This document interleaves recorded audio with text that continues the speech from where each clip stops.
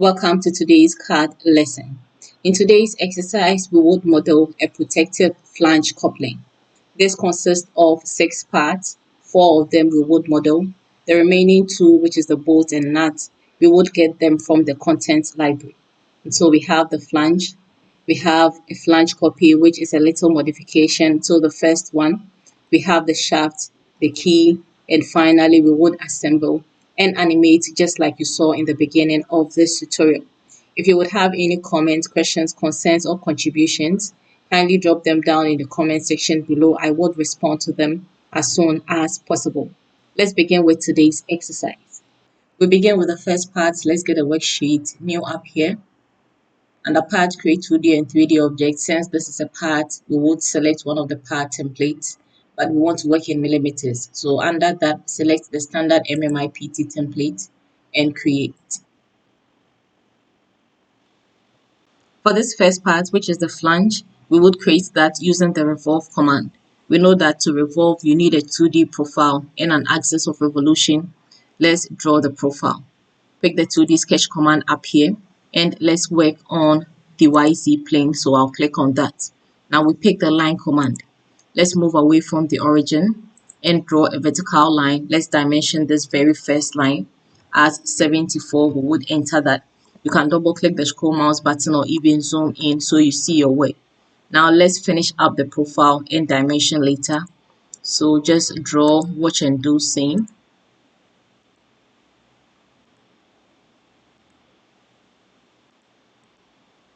Just make sure your lines are horizontal and vertical. If they are not, you just select the line and use the horizontal or the vertical constraint. Alright, now let's continue with the dimension. We'll pick the dimension command. From the origin to the first line we drew is going to be 25. We'll type that and press enter. The length of this line is 23. Also, this length is 50. And we would have this as 6. Also, this as 44. And then let's put a constraint. Pick the horizontal constraints command, but that will give you the vertical line, which is fine depending on the orientation of your work. Let's pick the midpoint of this line and align it with the origin. You can right click and OK. We still have one more dimension to specify. If you want to know, just click on any of the blue lines and drag it. Okay, we need to constrain that line. We'll put a dimension to do that. The dimension command, the distance between this top line and the origin will be 104. Press enter. That fully constrains our sketch. It says that down here. Now we can finish the sketch. You double click the scroll mouse button so you see your work. Let's revolve now. The revolve command. I mentioned we need an axis of revolution.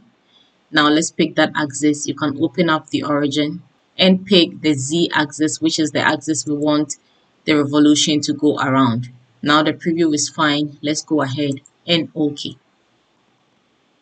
Now let's create the mountain holes. We will select this face and create a sketch on it. We'll pick the circle command. We want to draw our pitch circle. So from the origin, let's draw a circle of diameter 146. You can enter that.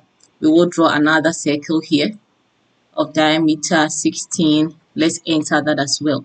You can now right click and then OK. But for this pitch circle, it's going to be constructional. And let's constrain this circle as well. We will use the vertical constraint command to align the midpoint of that circle or the center point of that circle with the origin. You can now right click and then OK. Let's finish this up and we want to extrude cut that. The extrude command. The profile to extrude has been selected, but let's specify the direction of that extrusion with the through all option. And we want the boolean to be a cut. The preview is exactly what we want. Let's OK. Now let's see. Awesome. But we want multiples of this extrusion or this feature around this pitch circle. For that, we want to use the circular pattern command here under the pattern group. The feature we want to create the circular pattern of is going to be this extrusion we just did. I'll select that from the model browser. Now the rotational axis, which is the second option here, you can choose any circular axis. Let me just pick this one. Now we see a preview of that. But we want the occurrences or the count to be just 4, so I'll specify that here. And that should be equally spaced around a 360-degree angle. The preview is exactly what I want. Let's OK. Let's create another feature from this face. Let's create a sketch. Now we'll pick the circle command. Let's draw a circle from the origin. The diameter is 96. I'll type that and enter. Now let's also project this very geometry and we can finish the sketch. Let's extrude the extrude command. We will pick this part of the profile and extrude that to a distance of 3 mm. Let's OK. Let's see. All right. Now on this face also, let's create another sketch. Let's pick the rectangle command and draw a rectangle here. This is going to be the slot for the key. Let's draw this profile. You can now right click and then OK. We want to apply the vertical constraint command between the middle point of this top line and the origin. Now we will dimension. The width of this rectangle is 14. The height is 5. Let's check that. Now you can press E straight away so we can extrude. Let's select the profile we want to extrude, which is going to be this rectangle. Now the distance, we want to use the through all option. That is going to change the boolean to a cut. The preview is exactly what we want. Let's now OK. This part is almost ready. Let's change the appearance of it. And so we'll drop down this default color options and type H. So we move to the H column. We pick the first one, which is the home. Now let's save this. No, before we do that, let's apply some fillets. The fillets command. The fillet radius of 2 mm is fine. Let's touch this edge and that one. Let's OK. Now we can see the save command. I had prepared a folder already, so I'm going to save this in there as the flange. Now we move on to the second part. The second part is just like this first part, except that instead of this extrude join feature, this one is going to be an extrude cut. But we won't go over the whole revolution and extruding. No, we'll just want to copy this and paste, and then we would edit it. This is how we'll go about it. Let's open and let's locate where that part is. There it is here for me. You can just click on it, right click, and then you would copy. Now click here and then you paste it. That is going to be the flange copy. Now we want to open that. Once that is opened, we would want to delete some features. So let's delete this fillet. We also want to delete this extrusion. Okay. Let me turn this around so we see what we are doing. We also want to delete this extrusion as well. Let's OK. All right, now we can continue from here. Let's select this face and create a sketch on it. Just like we've done before, let's project this hole so we maintain the hole. We pick the circle command from the origin. Let's draw a circle of diameter 96 and enter that. Now we can finish this. Let's extrude. This time is going to be an extrude cut. We'll select the profile. The boolean is going to be a cut, and let's specify the distance of that cut as 3 mm, and we would OK. Now let's create the slot for the key. We'll select this face and create a sketch on there. Let's pick the rectangle command. I'll zoom in a little. Let's draw our rectangle here and apply the vertical constraint between the midpoint here and the origin, and then we will dimension. The length of this is 14, just like we did before. Then the height also as 5. Let's check that. Now we can finish this and extrude. Let's pick the profile, which is going to be this rectangle. Let's change the distance to through all and change the boolean to a cut. Now we can OK. Let's apply our fillets. The fillet command. 2 mm fillet radius is fine to this edge, and that edge now we can OK. All right, you can click on the save one more time and we move on to the third part. For the third part, let's get a worksheet. We'll select that up here. Still standard millimeter IPT template. Let's create. Now we pick the 2D sketch command. Let's create the sketch on the XY plane. We pick the circle command. Let's draw a circle from the origin of diameter 50. I'll enter that in the dynamic input box and press enter. You can finish this, and we want to extrude. The extrude command, the distance of this extrusion is going to be 150. Let's make that direction symmetric. The preview is fine. Let's now OK. Next, we'll select this face and create a sketch on it. Let's first of all project this diameter. Now we pick the line command. Let's draw this profile right here. From this point, let's go down vertically, and then perpendicular to that, we come back to the circle. You can now right click OK. We want to dimension. The width of this is 14, and then we would have the height as 5. Let's enter and apply the vertical relationship between the midpoint here and the origin. I think we have to dimension this line as well. Or no, that's not vertical, so we'll select that and make it vertical. That will constrain the sketch. Now we can finish it. Let's extrude the extrude command. We'll pick the profile as this one, but we want to remove material, so the boolean is going to be a cut, and we want the distance of that cut to be 130. The preview is fine. Let's OK. Next, we will change the appearance of this and save this. Let's drop down the appearance options and pick the one that says the black cast. Now we'll save this as the shaft. And now the last part. Okay, this is not really the last part because we'll have the bolt and nut. But for those two, we'll get them from the content center. And so technically, we can call this the last part. Now let's get a worksheet new up here. Standard millimeter IPT, let's create. We pick the 2D sketch command and create this sketch on the YZ plane. Now let's pick the line command and draw this profile from the origin. Go up. Let's slant this a little bit and then bring it back to the origin. Now we can dimension. The length of this line is 124. Let's enter that. Also, the height of this is 9.3. Would also have this as 10. That fully constrains the sketch. Now we can finish it. Let's extrude the extrude command.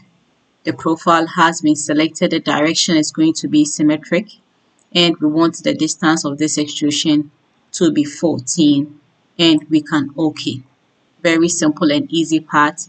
Let's change the appearance of this to galvanized and save this as the part number 4 key.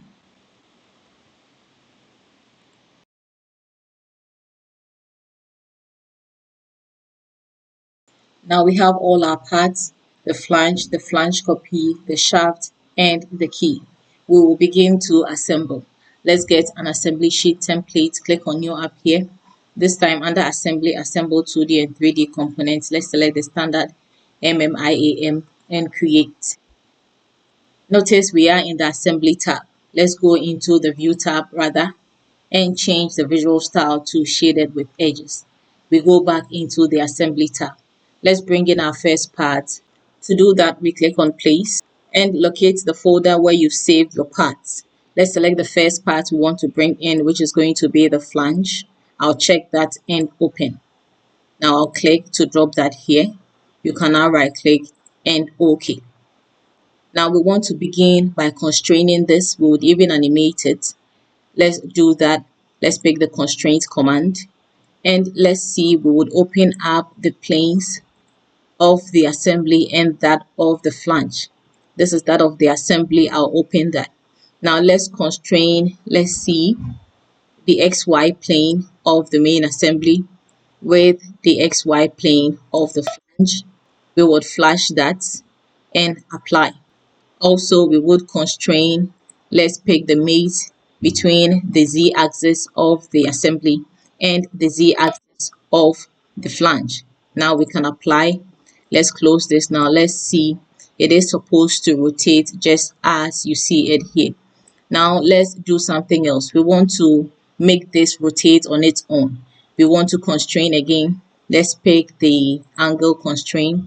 The solution should be the first one, which is the directed angle. Let's pick the planes we want to apply that directed angle to. We can choose the YZ plane of the main assembly and the YZ plane of the flange. Let's apply that and we can close this. Now let's locate that angle, which is this one. Just click, right click, and choose the option that says drive. Now we want the drive to start at 0 degrees and let's make it end at 360 for now. Let's play and see. This is exactly what we want. Awesome. Now we would OK and continue to assemble. Let me right click and choose the collapse all so I get a clean model browser. I'll bring in the other part into place again. This is going to be, let's do the shaft and the key. We'll bring the two of them together and so check both and open. Now we want to drop those two here. You can right click and OK. Let's constrain. We are going to select this face of the key and then we would place that on this face of the shaft. We would apply that. Also, let's do this face and the opposite face here of the key.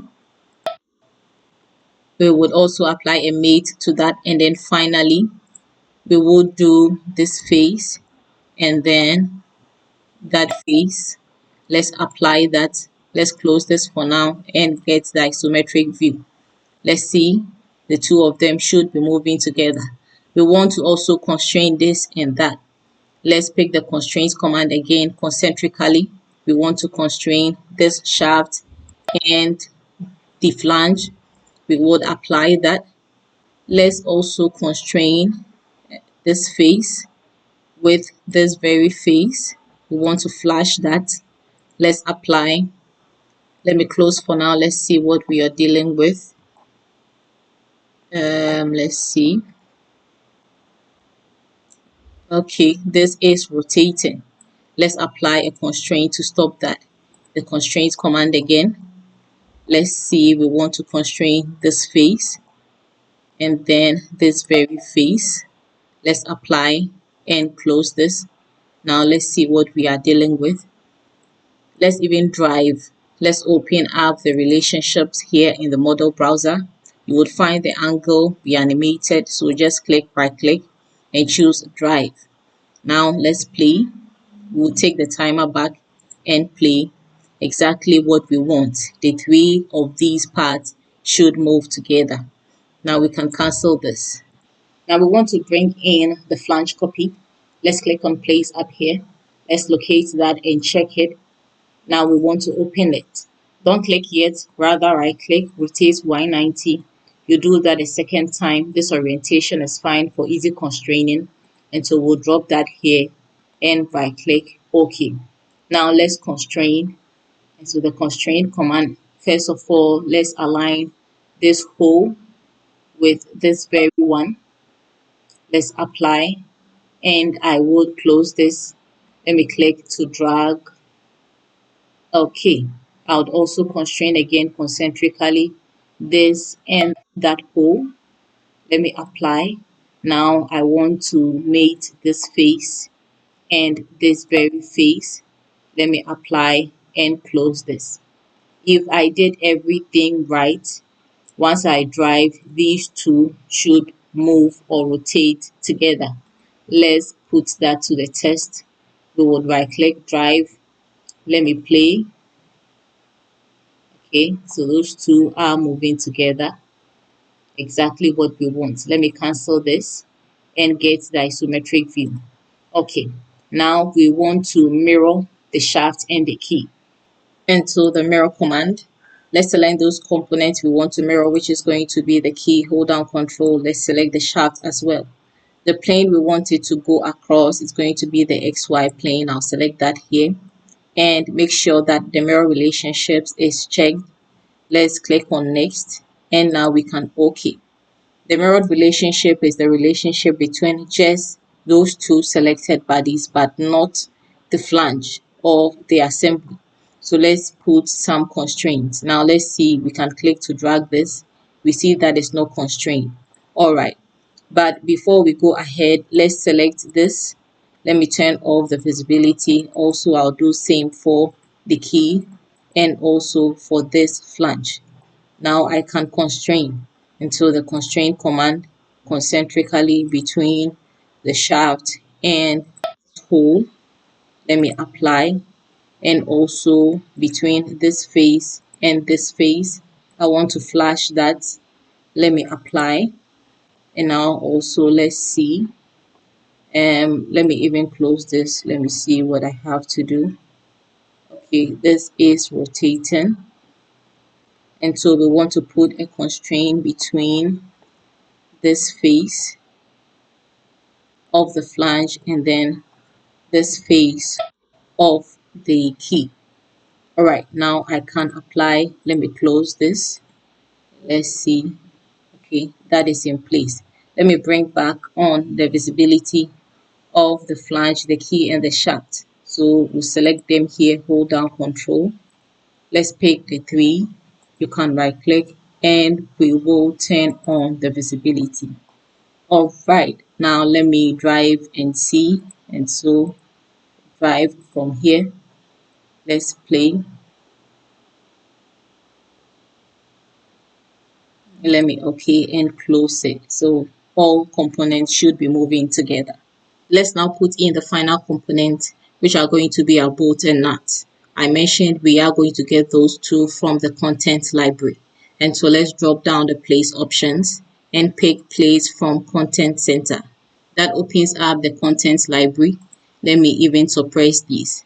And so let's go into our fastness, click on the plus sign next to it. Under that, we'll find bolt. Let's open that up by clicking on the plus sign next to it. We want the hex head type of bolt, and so we'll double click that, and we have a number of options. If you want to also filter by the standard, you can do that from here. I am using the ISO standard, and so I have that checked. All right, now let me pick the ISO 4015 and I would OK. Now I would pick the hole where I want to insert this bolt. So just locate the hole and you can click. Now let's go through these options. Pick the third one that says change size. I would select that. Now I have the bolt type. This is M14. You can change it if you want to. But Autodesk Inventor detects the hole and picks the bolt that fits best into it. Now let me go into the bolt length. Let me do 65. Let's now apply. And it's going to place the bolt in all four holes. Alright, now I'll place the nut as well. So place from content center. This time let me go into the nut. So click on the plus sign next to it. I also want the hex head type of nut. And I will select the first one, ISO 4032. Let me check that and OK. And select the hole I want to place this nut, which is going to be this hole. I see a preview of that, which is what I want, and so I would check and it would place the nut on all four bolts. Let's now right click and done. Okay, let's even drive again, but before that let me change the appearance of these bolts and nuts. Let me locate them from the model browser, and so I'll click, hold down control key. Let me click again the nuts, and then let's go into appearance. I'll also do the one that says black cast. Let me also change the view to visual styles shaded with edges. You can also add some shadows. Let's add a reflection, and we'd also change the lightning effect to default light is okay. You can also do photo booth, which is what I do most of the time, but this doesn't look good. Let me just do the too light. Okay, I think this is fine. And now we would want to drive one final time, and so just click on the angle, right click, we choose the drive, Let's even do 360 multiplied by 4, so we get 4 complete revolutions. Now let me open this up for more options. We want to specify the repetitions as start, end, and start. We want to do that 2 times. And we want to specify the increment with the total number of steps. Let's reduce this so we get a faster movement. I'm going to do 200. Now we can play.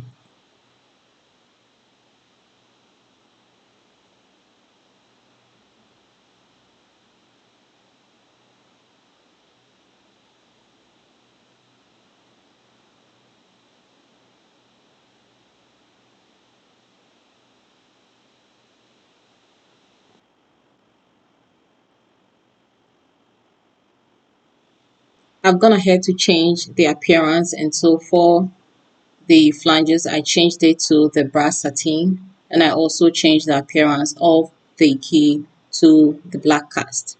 That is going to be it for today's tutorial. I hope you find this helpful. If you did, please consider subscribing to my channel if you haven't done so yet. Also, do well to like this video. It helps the algorithm notice it and push it out to a lot more people that may need this. If you have any comments, questions, concerns, or contributions, kindly drop them down in the comment section below. I will respond to them as soon as possible. Don't forget to share this with your card friends and also save this. I'll see you soon in the next tutorial. Bye.